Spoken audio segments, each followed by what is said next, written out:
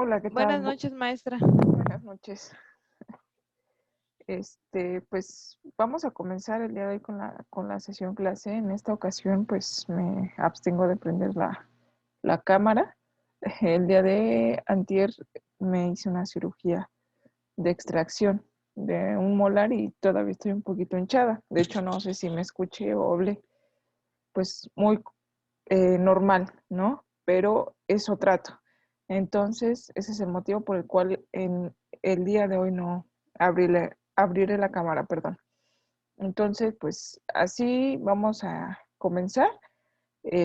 Preparé un material que está relacionado con la continuación precisamente del derecho civil, que está relacionado con lo que ya habíamos estado compartiendo la sesión clase pasada, que es un material de introducción al derecho civil preparado precisamente por la Suprema Corte de Justicia de la Nación, nada más que me dio la tarea de resumir unos puntos importantes que, bueno, debido al tiempo me gustaría tratar y tocar, me parecen sumamente, pues, interesantes y comienza precisamente sobre lo que es la jerarquía normativa en el ámbito constitucional. Entonces, estas hasta el momento van 15 diapositivas, todavía sigue en construcción. Toma desde la 10ª clase a la 22ª. Entonces, de ahí lo menciona material introductorio al derecho civil emitido por la Suprema Corte, que también, bueno, pues lo vamos a tener en la plataforma y que pues por ahí viene bastantes temas, es bastante interesante el material, viene muchos antecedentes históricos que pues nos va a servir para percatarnos, ¿no? De precisamente el avance significativo en cuestión de la norma jurídica, especialmente en el derecho civil, porque a eso lo vamos a ir encaminando.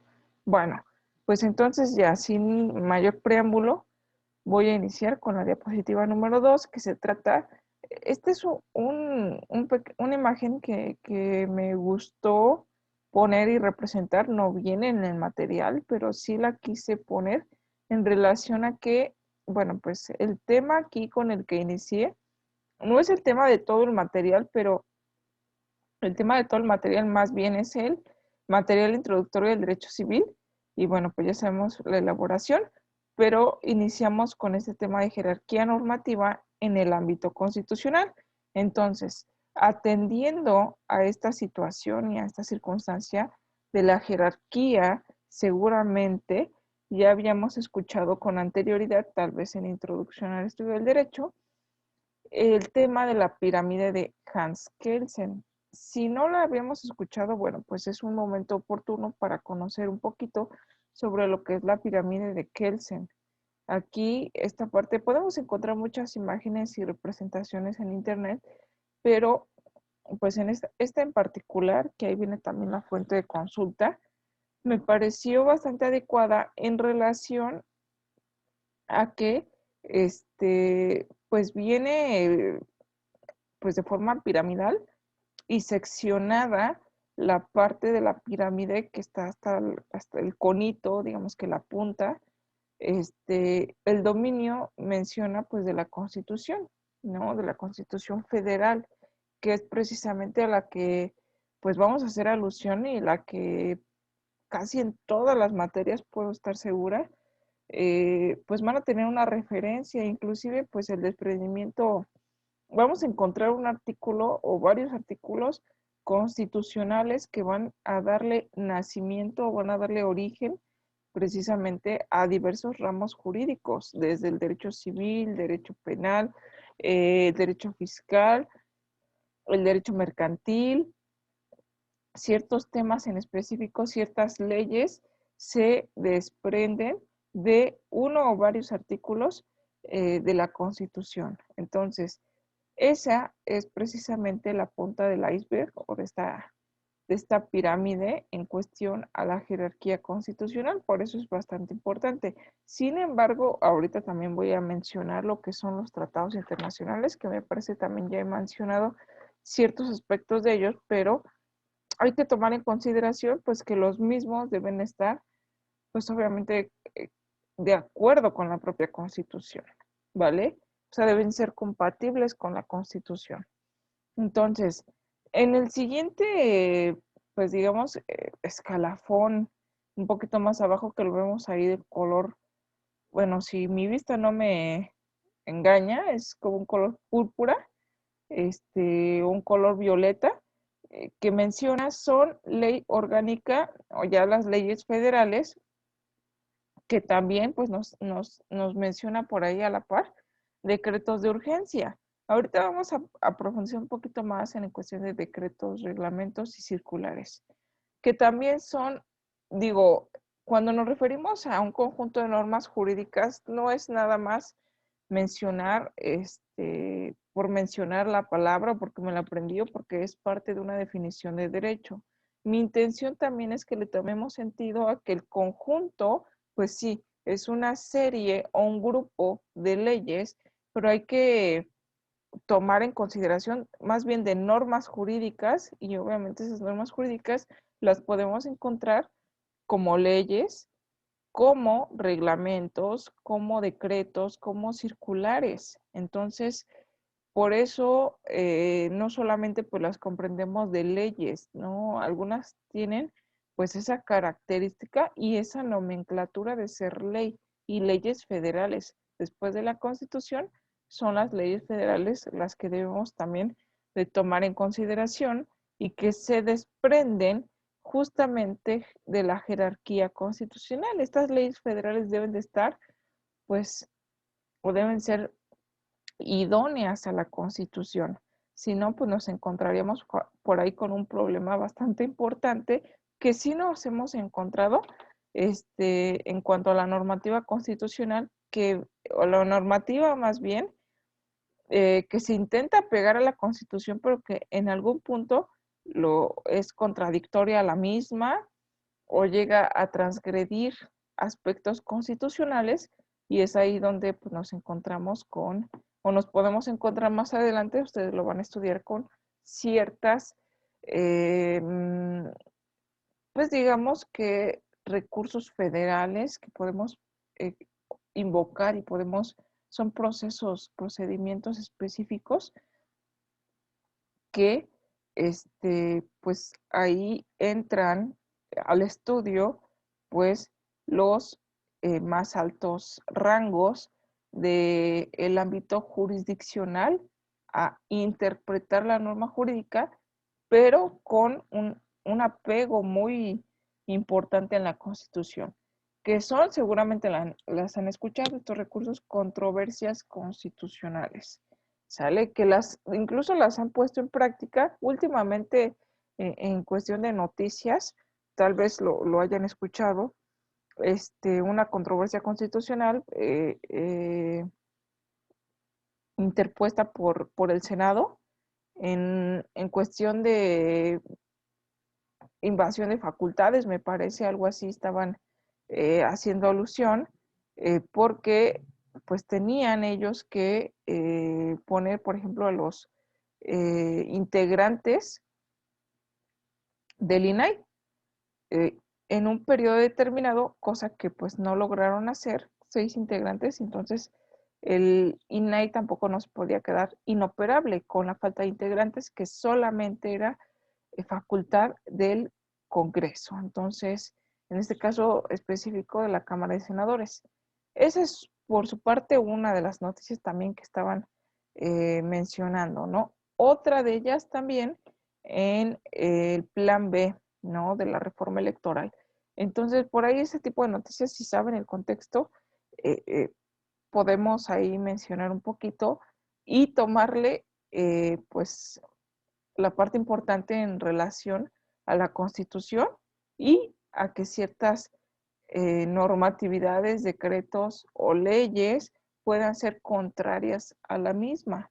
Entonces, pues esos son ciertos recursos que tienen su rango de importancia y de validez tal y como lo es el juicio de amparo. Entonces, más adelante, obviamente, esta pirámide nos ayuda a entender precisamente la jerarquía normativa que tenemos. Y por normas me refiero no solamente pues a las leyes, sino también a lo que me está mencionando como decretos, como circulares, como reglamentos, que no es que carezcan de menor importancia, porque al final, bueno, pues se viene la pirámide sin uno de estos peldaños, o es más chica, o no alcanza sus dimensiones, o sencillamente ya no es una pirámide, ¿no? Porque falta una pieza precisamente, que es bastante importante. Entonces, como forma parte de una pirámide, la punta, la base, las partes del medio, pues obviamente son el cuerpo de la pirámide, lo que lo hacen completa. La Constitución por sí misma ni siquiera podría operar en la práctica, porque si bien es cierto que es nuestra, pues digamos que la punta en esta pirámide, pues esencial. Otros juristas lo toman como pues la base, ¿no? Sobre de ella se cimentan las demás leyes. También es una interpretación bastante válida, según mi punto de vista, pero pues por sí sola, la propia Constitución, con los 136 artículos que tiene, es inoperable porque necesita leyes, precisamente reglamentos, decretos y otras normatividades que la puedan poner en práctica y en ejercicio todo lo que ella regula de aspecto bastante general, que la pueda poner pues en práctica, ¿no? En la vida cotidiana y para eso, bueno, pues vienen leyes y aquí menciona decretos de urgencia, pero bueno, vamos a tomarlo pues como decretos emitidos por el Ejecutivo Federal. En el tercer peldaño, pues nos encontramos, que es el amarillo, resoluciones legislativas emitidas por el Congreso. Entonces, bueno, a decir o a tomar, pues por ahí en consideración las resoluciones legislativas emitidas por el Congreso, tenemos a que el Congreso, pues su tarea primordial o principal es emitir precisamente leyes, pero no solamente pues es su única tarea y su única función, sino que también emiten disposiciones, que en este caso también son conocidas como resoluciones, tendientes a la iniciación de esas leyes. Vimos por ahí también un poquito lo que es el proceso legislativo, si no mal recuerdo en la clase anterior, desde la iniciativa de la ley, la misma que la pueden aprobar, la pueden votar y la pueden pasar a la cámara revisora. Cualquiera de las dos cámaras puede ser cámara de origen y la otra puede ser cámara revisora. Sin embargo, bueno, pues también pueden emitir resoluciones en donde pues la dejan como punto pendiente para pues otra sesión ordinaria. Sencillamente pues la desechan de plano por ciertas consideraciones, y esas consideraciones son aquellas resoluciones que emite precisamente el Congreso, ¿no? El Congreso, bueno, pues es la unión de la Cámara de Diputados con la Cámara de Senadores, y esto a su vez, pues emiten esas circunstancias, tanto de entrada en vigor, tanto del tema que van a tratar y asuntos importantes que pues consideran o son considerables para la aplicación de la misma ley o de las mismas normas. Ahora, en el siguiente peldaño, que es una especie de como verde esmeralda, si también la vista no me falla, pero bueno, es verde. Tenemos los decretos supremos emitidos por el Ejecutivo. No es que existan por ahí diferencias significativas en lo que es un decreto de urgencia, un decreto por el Ejecutivo, sino que pues más bien toma la importancia respecto al contenido del mismo decreto. Entonces, el mismo decreto puede contener pues obviamente temas de mayor importancia y o relevancia para la aplicación de una norma jurídica, puede ser de una propia norma constitucional y tal vez a eso se refiere la ley o decreto de urgencia que hace, puede ser inmediatamente aplicable una ley y hasta ahí nos podemos darle ese aspecto, esa característica de urgente. Después, obviamente, pues, aunque el Ejecutivo o los otros poderes de la Unión, que no se encargan propiamente de emitir leyes o de crear o del proceso legislativo, no significa que no tengan por ahí una capacidad también para emitir resoluciones o disposiciones legales que obviamente estén apegadas a la ley y a su vez, por supuesto, a la Constitución. Entonces, el Ejecutivo no como tal se denomina, digamos que facultad legislativa, porque esa solamente pues la tiene el Poder Legislativo, pero sí pues adquieren otras nomenclaturas como lo son los decretos. Ahorita voy a hacer un pequeño énfasis más adelante respecto a este aspecto, ¿no? Y tenemos las resoluciones supremas, pues no porque sean más importantes que la Constitución y vienen en el peldaño de hasta abajo, morado, dice emitido por los ministerios, ¿no? También, pues mejor, yo creo que vamos encaminada pues también a las resoluciones emitidas por pues el máximo poder legislativo en el Estado mexicano, que es la Suprema Corte de Justicia de la Nación. Entonces no es porque sean más que la propia Constitución, sino que pues estas resoluciones emitidas por los ministros de la Corte pues vamos encaminada a interpretar la Constitución y hacer valer la Constitución en las demás jerarquías normativas que pueden tener pues vacíos legales, pueden tener contradicciones, ya lo hemos comentado, ya lo dije hace unos momentos. Entonces, bueno, pues más o menos así podemos, y en algunas otras representaciones también de la pirámide de Kelsen, podemos encontrar reglamentos circulares, leyes federales, leyes locales, etcétera, que pues prácticamente vienen, pues ya sabemos, ¿no? La norma federal de alguna manera tiene bastante jerárquicamente pues influencia, ¿no? Sobre la norma local. Entonces la norma local, aunque los congresos locales o las diputaciones locales tengan también cierta autonomía legislativa, pues para normar dentro de del estado o dentro de la localidad de la que se trate, pues también tienen que apegarse, pues obviamente a disposiciones federales y pues por ende a la Constitución. Las leyes federales están apegadas a la Constitución y de ahí partimos como con esa lógica, ¿no? De aplicación y sobre todo la jerarquía también se refiere al ámbito espacial de validez.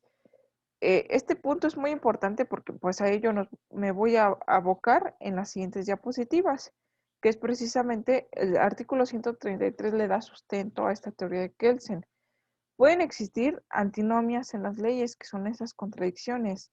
La necesidad de establecer la ley que se vaya a aplicar, pues proviene precisamente de establecer una jerarquía. O sea, existen muchas normatividades, eso es correcto, pero también correcto es que no todas pueden aplicarse pues al mismo tiempo, sino pues para qué existen tantas. Llegan a existir pues contradicciones o como lo menciona también este artículo de la Corte, antinomias en las leyes.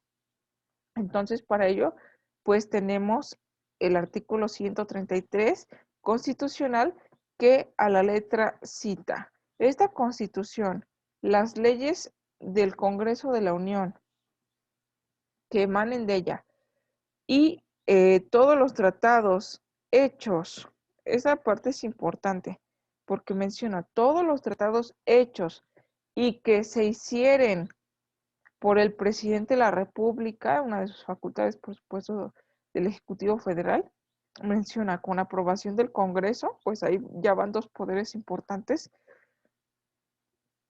serán la ley suprema. Entonces, de toda la Unión, los jueces ahí puse de casa, pero es de cada estado se arreglarán a dicha constitución, leyes y tratados. a pesar de las disposiciones, y ojo con esto, a pesar de las disposiciones en contrario que pueda haber en las constituciones o leyes de los estados. Prácticamente aquí ya me está dando justamente esa jerarquía de aplicación, esa jerarquía normativa, ¿no? ¿Cuáles se van a aplicar primordialmente? Pues obviamente las leyes que tengan arreglo a la Constitución, y los tratados también que se ajusten a la misma, ¿no? A pesar de las disposiciones en contrario que podamos encontrar en constituciones locales o en leyes de los estados.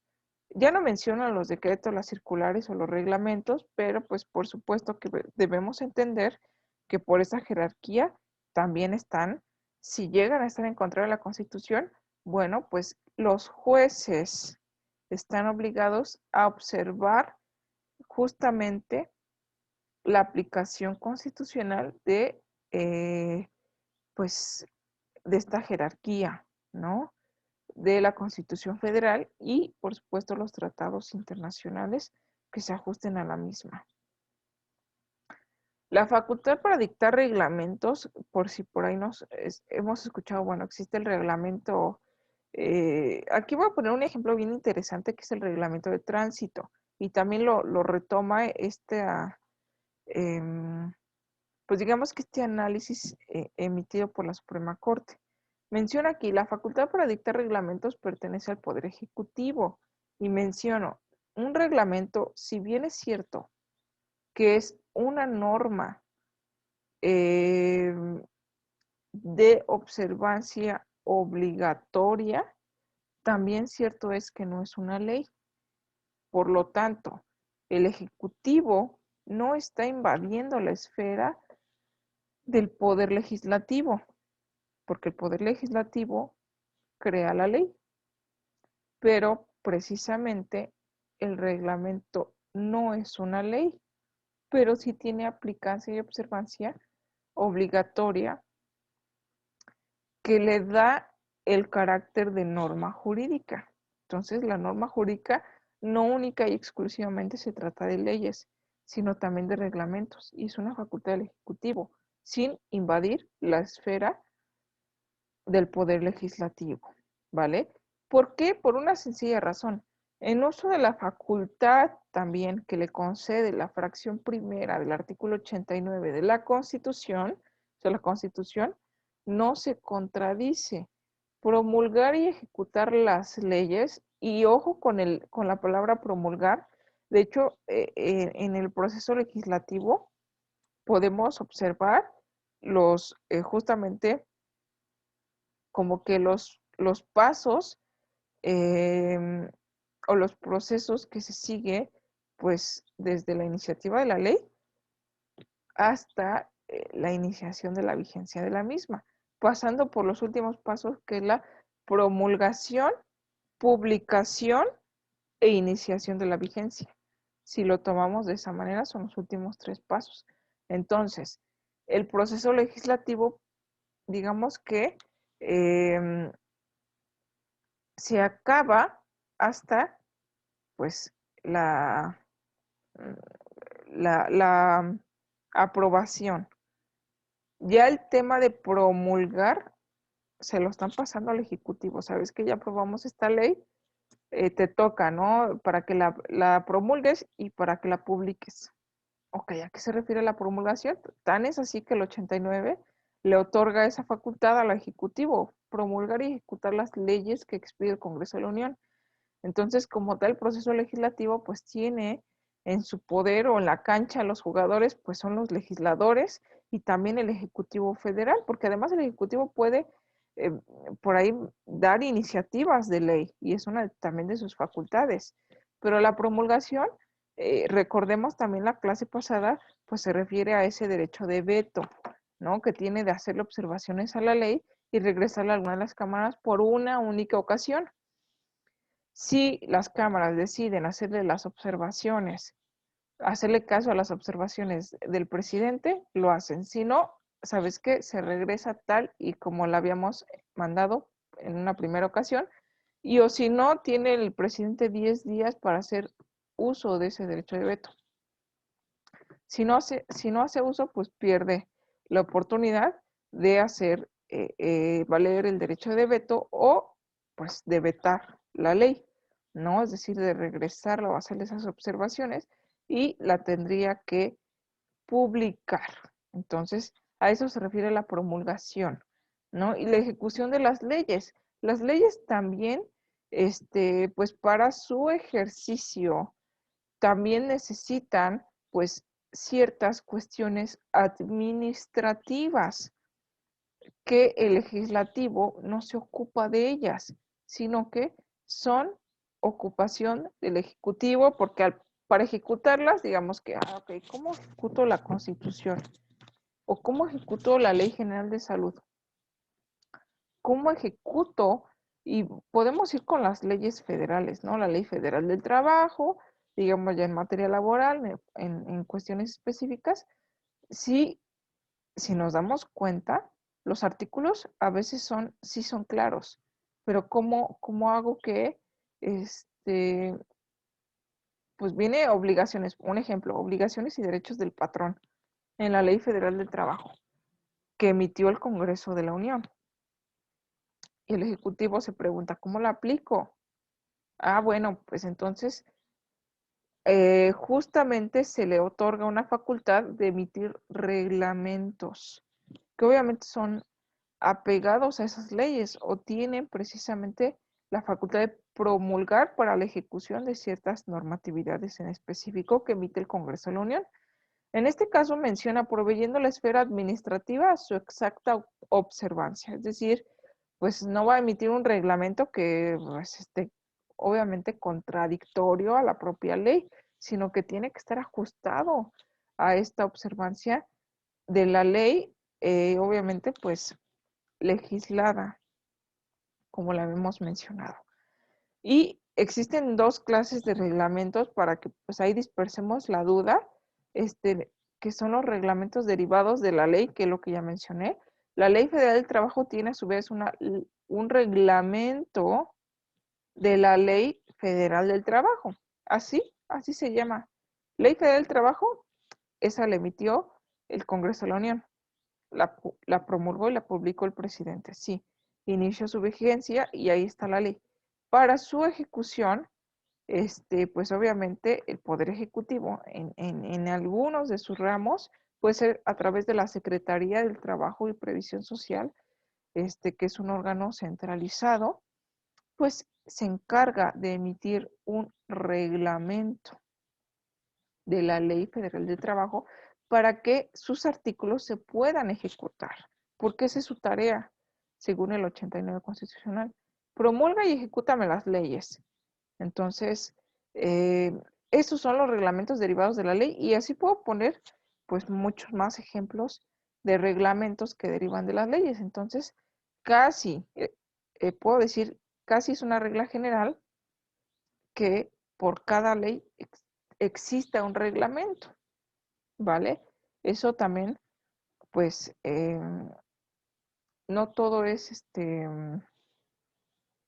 pues digamos, 100%, eh, pues como se dice una regla.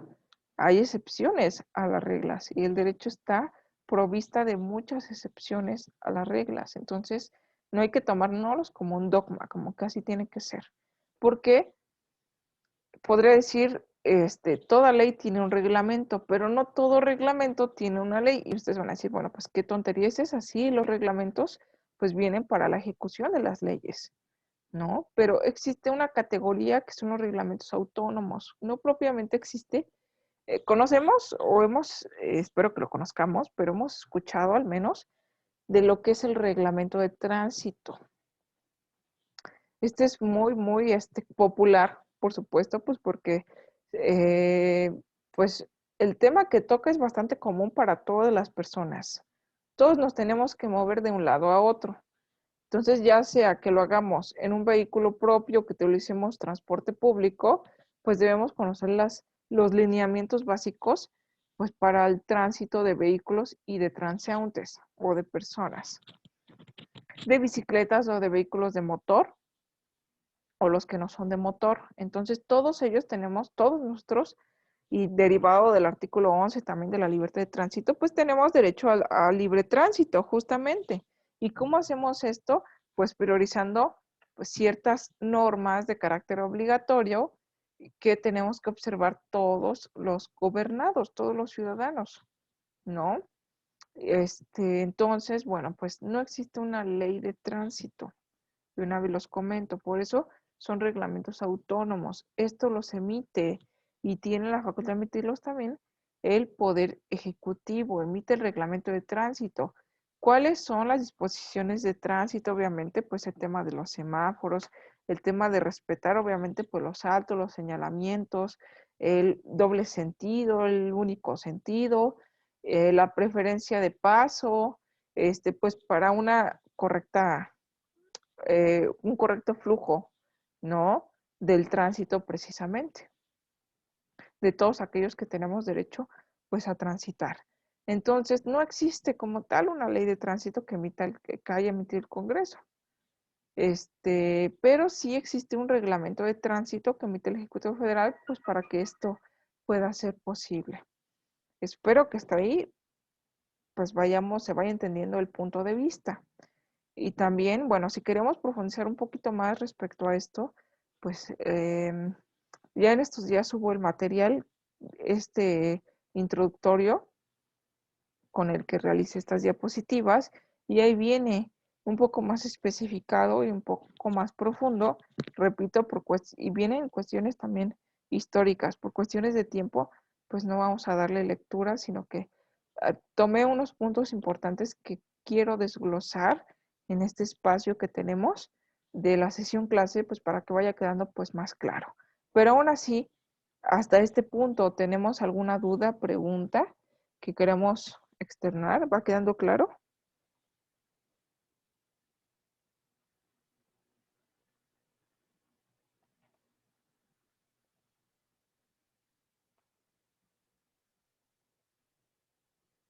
O desde el hecho si se me está entendiendo o se está escuchando.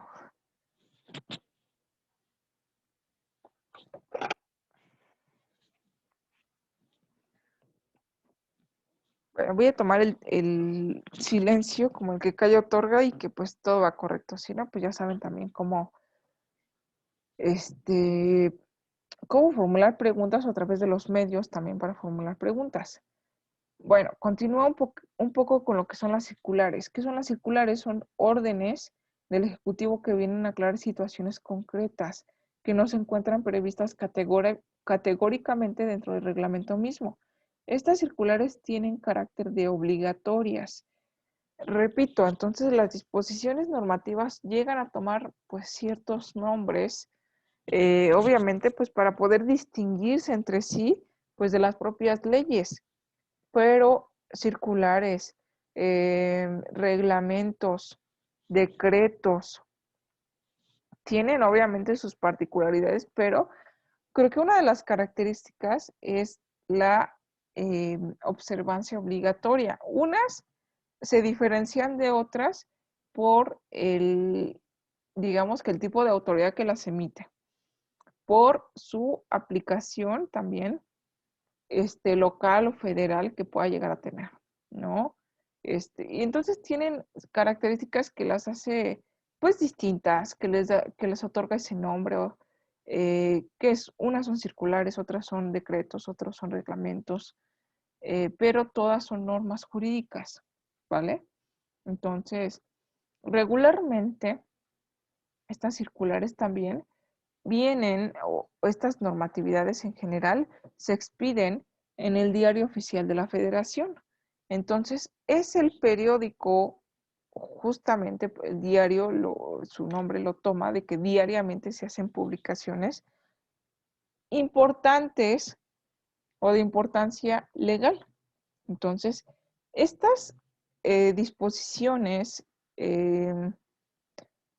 tienen que ser obviamente publicadas y tienen que darse a conocer al público, a la población en general, para que para que nosotros podamos acatar y observar esas disposiciones normativas. Obviamente no es como que un aspecto, pues digamos que trascendental o importante que nosotros diariamente pues estemos obligados a consultar el diario oficial de la Federación. Eso debería ser para conocer las disposiciones que nos están regulando, que de alguna manera pues nos involucran. Pero la realidad es que no es así también. No es como que agarremos o veamos en internet o busquemos diario oficial de la Federación, qué es lo que ha salido, lo que va a salir o lo que está por publicarse.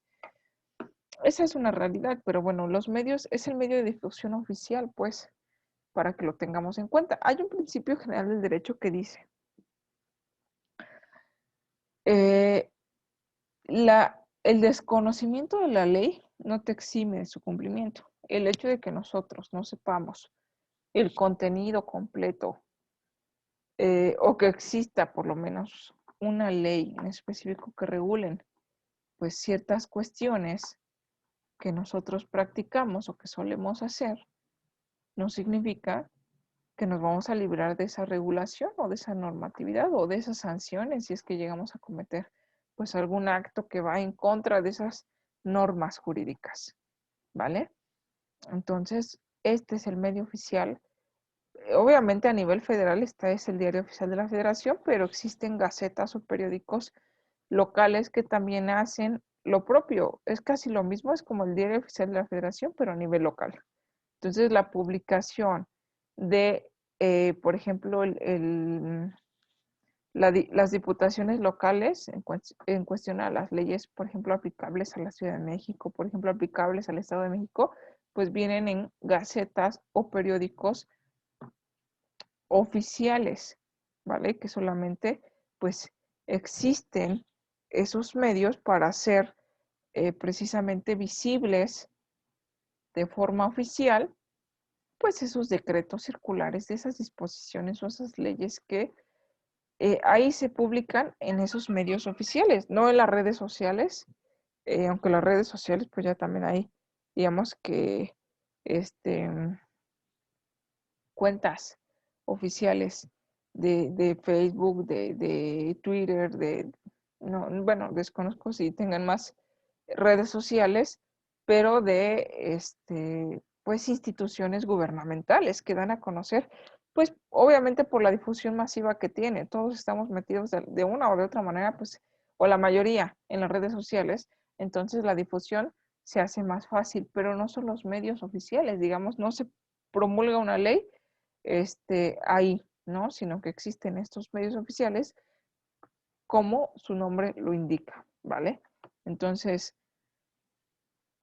aplicación y vigencia de las leyes. Aplicación de la ley bajo dos aspectos. Una que es la demarcación, que es la demarcación del territorio de aplicación, y otra es el tiempo o la temporalidad que va más apegada a la vigencia de la ley. Entonces, tenemos la creación, prácticamente como la creación de una ley o la vigencia de la misma, tal vez pudiera ser un poquito, eh, pues, obvio, ¿no? Comentar, bueno, ¿cuándo inicia, cuál es la vigencia de una ley? Bueno, pues desde que se promulga, desde que ahí tenemos la promulgación, la publicación, prácticamente la publicación o la misma normatividad de la promulgación, pues me da la pauta de ver cuándo es que inicia su vigencia. Ninguna ley te va a decir, bueno, su vigencia, a menos que sean temporales, por supuesto, y la misma normatividad, pues no lo va a señalar de esa manera. Pero si no, pues su vigencia es a partir de tal fecha. Y no viene una fecha de conclusión. Si es lo que estoy esperando encontrar en las leyes, no. Entonces, la vigencia es desde su creación hasta que es derogada. Prácticamente esta sería como una regla, pero repito, hay excepciones al caso. Hay un punto importante que tocar también, que es la retroactividad de las leyes, tocada por el artículo 14 constitucional. Entonces, ese es un punto bastante interesante en donde, en cuanto a la temporalidad, en cuanto a la temporalidad de la ley, no pueden, o sea, una ley es vigente hasta que otra viene y la deroga o la abroga. Eso también tiene su punto de diferencia, las palabras abrogación y derogación. Pero bueno, ¿Hasta qué otra ley? Dice, bueno, esta ley deroga o abroga a la ley anterior y ya viene especificada. Hasta ese punto y hasta que entre en vigencia, pues digamos que deja de tener validez una ley. Pero, ojo, eh, o sea, no es tampoco mágico, ¿no? Hay actos, pues naturalmente, que nosotros como seres humanos realizamos. Vamos a entrar más adelante al estudio del acto jurídico, pero actos jurídicos que nosotros pues realizamos cotidianamente y que están regulados por la ley. Pero ¿qué pasa si yo realizo un acto jurídico, surte sus efectos y más adelante pues surgió un problema o quiero exigir un derecho de un acto que celebré, por ejemplo, hace 3 meses, pero oh, sorpresa, hace mes y medio vino una ley que derogó justamente a la ley que regía el acto jurídico que yo realicé. ¿Qué pasa? Entonces ahora me tengo que regir por esta nueva ley. Bueno, existe algo que se denomina retroactividad de la ley en beneficio de personas. Hay otra que es la irretroactividad de la ley y está contenido en el artículo 14 constitucional en perjuicio de persona alguna. Y esto lo vamos a ver pues en la siguiente, pues en siguientes diapositivas, ¿vale? Aplicación de la norma por la demarcación territorial es también importante. Por la demarcación territorial, digamos que es como la competencia por razón de territorio. Tiene su sustento en el numeral 121 de la Constitución Federal. Menciona, en cada estado de la federación se dará entera fe y crédito a los actos públicos, registros y procedimientos judiciales de todos los otros. El Congreso de la Unión, por medio de leyes generales, prescribirá la manera de probar dichos actos, registros y procedimientos y el efecto de ellos, sujetándose a las bases siguientes. La fracción segunda, que es la que nos interesa, los bienes muebles e inmuebles que se regirán por la ley del lugar de su ubicación. Esta parte es importante, es un ejemplo de la aplicación de la norma por la demarcación territorial. Tenemos la soberanía nacional que rige, bueno, pues desde la Constitución y todas las leyes que conozcamos, que son mexicanas, que sean con arreglo a la Constitución Federal, entendemos que se aplican en el territorio mexicano, que se aplican a los mexicanos. Pero ¿qué pasa con un extranjero? Ahí viene la parte importante, ok. Bueno, el extranjero, por encontrarse, pues obviamente de paso, de visita, o que por algún motivo o razón se encuentra en el Estado mexicano, pues ¿qué ley le puede aplicar? Si vamos a la parte concreta en que, pues bueno, tenemos que aplicarle forzosamente la ley mexicana, siempre, 100%, y que se tiene que pegar, ok, entonces su nacionalidad. ¿Qué pasa con su nacionalidad? No importa, su nacionalidad no lo protege, no es extensiva hasta otros territorios. ¿Qué pasa con la soberanía de la nación? Entonces desprotejo a mi ciudadano que viaja a otro país y que, bueno, se sujeta a las leyes de ese país. No. Este, entonces, bueno, vienen ciertas disposiciones que aplican, obviamente, sí al extranjero, pero otras que se le respetan, por esa nacionalidad que tiene y respeta las normas, pues, de esa nación, precisamente. Eso viene también el respeto de la soberanía nacional. Pero en caso, por ejemplo, concreto, ¿cómo saber en qué momento se le aplica la norma nacional, en qué momento se le aplica pues la normatividad extranjera? Bueno, pues vienen como que ciertas disposiciones, ciertas reglitas que podemos observar. Una de ellas es en relación a los bienes inmuebles. Sabemos que pues una característica del bien inmueble es que es inamovible, que pues es un bien raíz, no se puede mover. Entonces, si el bien inmueble es mexicano o se encuentra dentro del territorio mexicano, pero un extranjero lo adquiere, es decir, lo compra, se hace propietario de él, bueno, tiene la propiedad, vemos parte de lo que hemos estudiado anteriormente que ya debemos pues de manejar un poquito, si no de dominar, al menos de conocer o de manejar o de entender, empezar a entender estos aspectos, es que, bueno, pues tiene personalidad jurídica. Esa personalidad jurídica le da derecho a, pues, a que tenga un nombre, a que tenga una nacionalidad, que puede ser la mexicana o no, puede tener, hay estados que permiten, pues, más de dos nacionalidades, más de una nacionalidad, más de dos nacionalidades, bueno. Eso atendiendo pues a sus disposiciones internas, pero bueno, tiene derecho a una nacionalidad, a un nombre, al patrimonio, atendiendo a ese punto específico del patrimonio. Entonces, ok, pues compré o estoy arrendando, estoy poseyendo un bien inmueble en el Estado mexicano y soy extranjero. Entonces, los lineamientos que tienen que regir esos actos jurídicos en relación a esos bienes, la Constitución es clara en este punto, el artículo 121. Fracción segunda, los bienes muebles e inmuebles se regirán por la ley del lugar de su ubicación. Punto. Entonces, en cuanto a los inmuebles, pues la ley de su ubicación es la ley mexicana. El extranjero se tiene que apegar a la disposición mexicana. ¿Vale? Pero hay otras cuestiones que también se respetan por tema de la nacionalidad extranjera que puede poseer. Por eso también tienen consulados, y obviamente tienen embajadores de ciertos países, pues para hacer valer esas disposiciones. Y bueno, nos encontramos también que existen ciertas lagunas legales en las disposiciones de carácter público y obligatorio, como que el artículo 14 constitucional también establece lo siguiente, así como la irretroactividad de las leyes en perjuicio de persona alguna.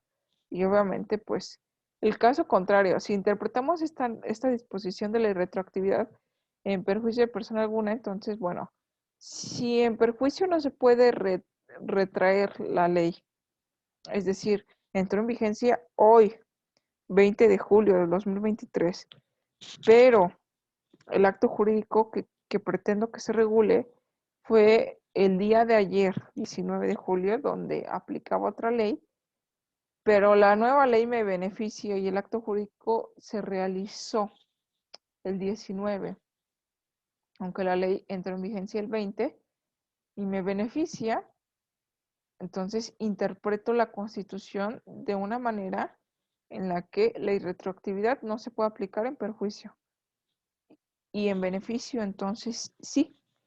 A ese tipo de interpretaciones tenemos que ponerle especial atención, porque además también existen, pues, justamente esto que viene, pues, glosado en esta presentación que es laguna legal. El artículo 14 constitucional establece también lo siguiente: en los juicios de orden civil, y ahí es donde vamos a introducirnos precisamente a lo que nos corresponde la materia civil, la sentencia definitiva debe ser conforme a la letra o la interpretación jurídica de la ley, y a falta de esta se fundará en los principios generales del derecho. Prácticamente esto va relacionado, este artículo 14 constitucional también, me desprende el artículo 18 del Código Civil Federal, que establece el silencio, oscuridad o insuficiencia de la ley no autoriza a los jueces o tribunales para dejar de resolver una controversia. Es decir, ya hay una controversia, pero me estoy encontrando con lagunas legales.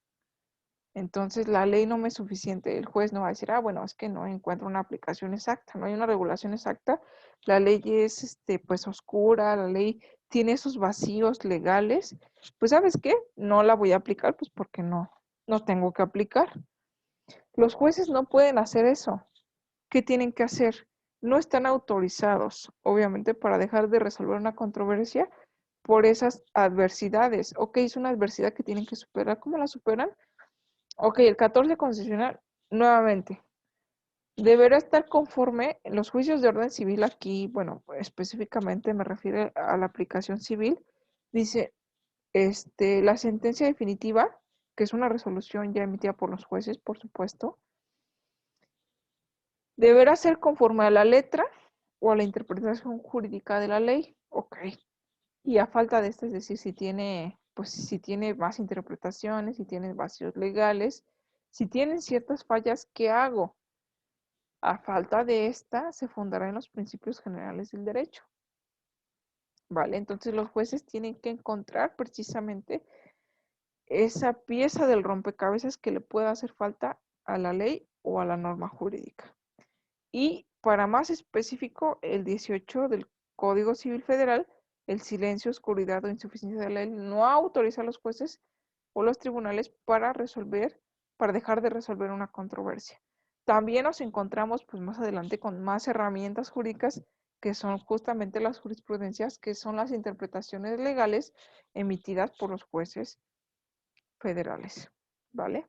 Entonces, pues no sé si hasta aquí existe alguna pregunta, algún comentario que tenga que externar, va quedando claro. Me gustaría saber también esa parte.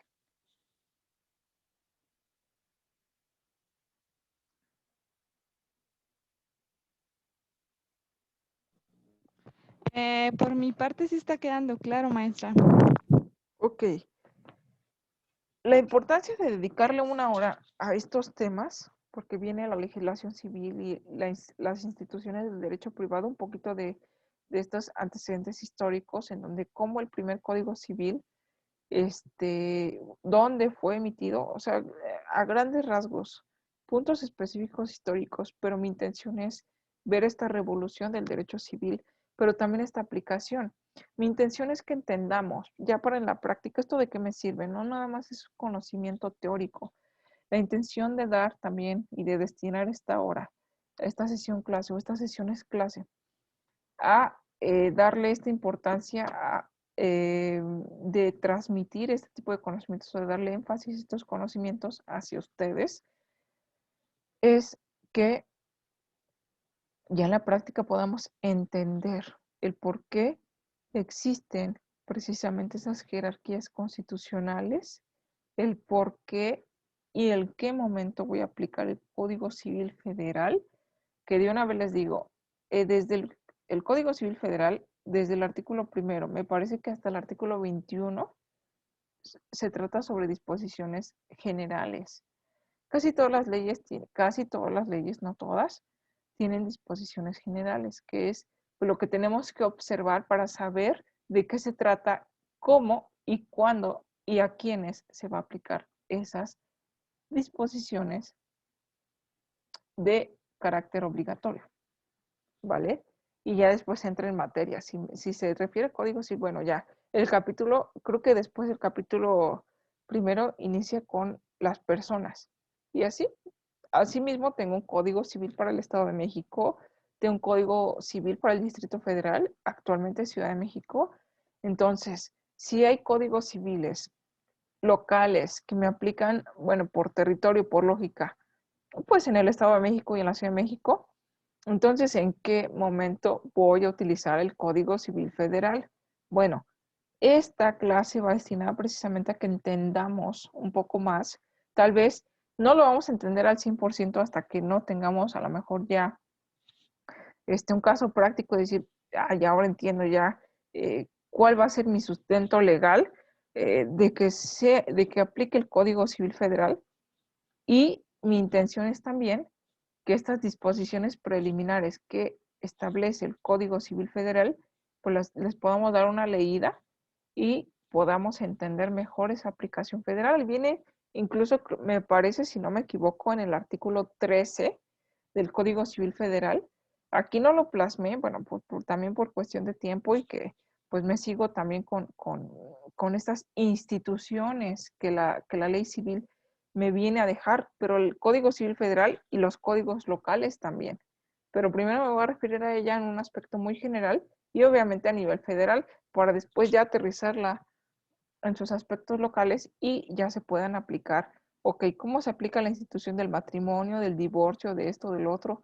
Las personas, la viabilidad de las personas, los atributos de la persona, eso que ya vine estudiando un poquito, ahora, ¿cómo está contenido en un código federal, en un código local? ¿Cómo lo voy a aplicar en su ámbito, obviamente, espacial de validez, el espacio y la validación que va a tener, la vigencia, a eso me refiero con el ámbito espacial de validez, el territorio y obviamente el espacio donde va a ser vigente y válido, pues una ley de carácter federal y una ley de carácter local, atendiendo al principio de la jerarquía de la normatividad legal, ¿vale?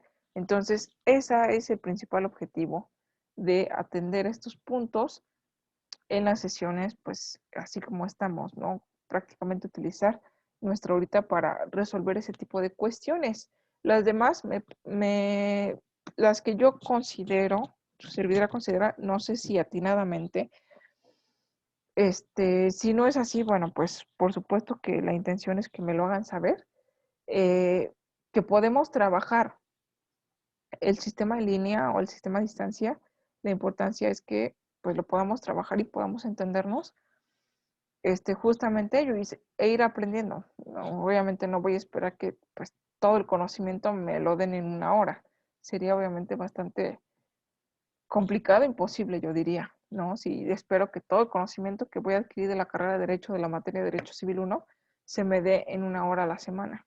No imaginemos, prácticamente un ejemplo, no sé ni las he contado, tendría que estar un poquito más al pendiente de ello, pero si son 15 clases 15 horas, una materia en 15 horas, sería muy volado de la cabeza hacer eso, porque es mucha información. Entonces la información, pues ustedes la preprocesan, porque tenemos esa capacidad, son muy inteligentes. He leído los trabajos y me parece, entre uno de ellos, o varios de ellos, están los tuyos, Ivonne, bastante, la verdad es que lo he expresado en los comentarios, si los has leído de forma individual, dejo comentarios en las evaluaciones de las actividades. Me parece que tienen, pero lo repito, me parece que tienen mucha congruencia, tienen mucha madurez legal, por decirlo, para un estudiante de derecho que va iniciando en el cuatrimestre en el que estamos, en el que se está viendo Derecho Civil 1, me parece un grado de interpretación y de madurez académica bastante bueno. Entonces veo mucho potencial en ello. La intención de estas clases pues es complementar lo anterior. Espero se esté logrando y si no, bueno, pues también tengan la libertad de hacérmelo saber. Lo voy a tomar pues obviamente para mejora, para crecimiento y para beneficio de ustedes. Entonces, bueno, ya terminado mi speech y como ya no hubo comentarios respecto a ello, pero lo pueden extender a través de la plataforma o también tienen por ahí mi número para que a través de WhatsApp en los horarios obviamente habilitados por la dirección de Haller, pues podamos estar en contacto. Agradezco pues su atención y obviamente también pues la dispensa, ¿no? De que la cámara no está activada por el motivo que ya dije. Espero que esté hablando bien y que se esté entendiendo y que se haya entendido toda esta parte. Ya iré mejorando, obviamente, el habla. Y la próxima clase, pues ya espero estar al 100, volver a reactivar la cámara y bueno, seguir teniendo este contacto. La siguiente sesión, pues se trataría de darle continuidad a garantías individuales y pues estamos en contacto. Agradezco mucho su asistencia y bueno, pues que pasen un excelente fin de semana, una excelente noche. Hasta pronto. Gracias, maestra, igualmente.